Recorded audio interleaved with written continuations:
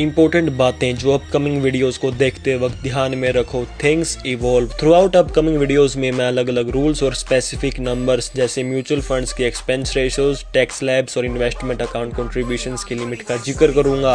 Although these numbers are accurate at the time of recording, लेकिन वक्त के साथ ये बदल भी सकते हैं। तो जब आप ये वीडियो देखोगे शायद कुछ नंबर्स पुराने हो चुके हों। ये सब बेसिक कंसेप्ट समझाने के लिए हैं। तो अगर तुम अपनी सिचुएशन के लिए या क्यूरियोसिटी के लिए लेटेस्ट डिटेल चेक करना चाहते हो तो जरूर लेटेस्ट फिगर्स चेक कर लेना। अगली वीडियोस में तुम्हें कई व्हाट इफ सिनेरियोज दिखने वाले हैं जहां मैं फाइनेंशियल कैलकुलेटर्स यूज करके अलग अलग पैरामीटर्स डालूंगा। इन एग्जांपल्स का मकसद सिर्फ एक पॉइंट समझाने का है, ये कोई फ्यूचर प्रेडिक्शन नहीं है। मैं अक्सर डिविडेंड्स री इन्वेस्टेड ऑप्शन चूज करता हूं क्योंकि लॉन्ग टर्म इन्वेस्टर्स के लिए ये बेस्ट स्ट्रेटेजी है। इन्फ्लेशन, टैक्सेस और फीस को मैं इग्नोर कर रहा हूं क्योंकि ये सब इंडिविजुअल बेसिस पे बहुत वेरी करते हैं। अगर तुम देखना चाहते हो कि इन वेरिएबल्स के साथ नंबर्स कैसे बदलते हैं तो खुद कैलकुलेटर पे जाके अपने पैरामीटर्स डाल के ट्राई कर सकते हो। मैंने इन सिनेरियोज को एनालाइज करने के लिए 1990 से 2022 का 32 ईयर पीरियड चूज किया है। क्यों? क्योंकि ये एक लॉन्ग टर्म पीरियड है जो मार्केट ट्रेंड्स क्लियरली दिखाता है।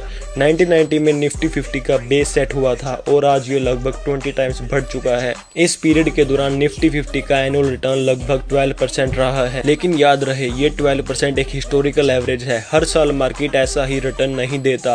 कभी कभी मार्केट क्रैश भी होता है, जैसे 2000 टू 2003 के आईटी बबल या 2020 के कोविड क्रैश में, और फिर मार्केट रिकवर भी होती है। इसलिए ये नंबर सिर्फ एक गाइडलाइन है, ना कि कोई गारंटी। तो क्या तुम्हें 12% रिटर्न एक्सपेक्ट करना चाहिए? बिल्कुल भी नहीं। मैं ये बिल्कुल भी नहीं कह रहा हूँ कि तुम अपनी फाइनेंशियल प्लानिंग 12% एनुअल रिटर्न पर बेस करो। रियलिटी ये है कि अगर डिविडेंड्स री इन्वेस्ट ना किए जाएं तो रिटर्न लगभग 9% हो सकता है।